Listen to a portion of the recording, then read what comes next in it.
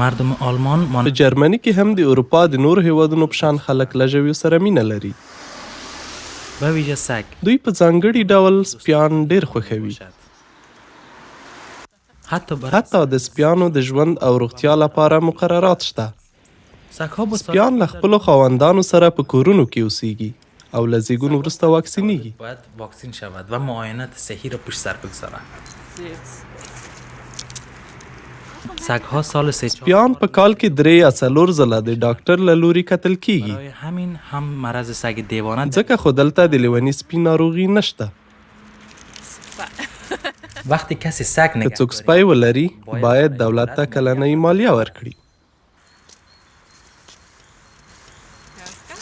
بله یگان نفر ځینې خلک له سپیانو ویریږي او لاره ترې چپوي. سگی را که میبینن ما تر ننه له سپیانو سره کار نه دی درلودلی، برخورد نداشت. خو اوس پوهیږم چې سپیان په چا غرض نه لري او باید ترې ونه ویریږو. خاصی کار نداره.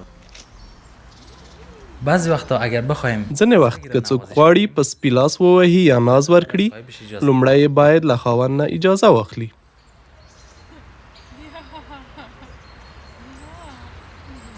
سگ نه تنها حیوان سپیان نه یوازې وفادار حیوانات بلکې په ورځني ژوند کې مرسته کوونکي او ساتونکي هم دي.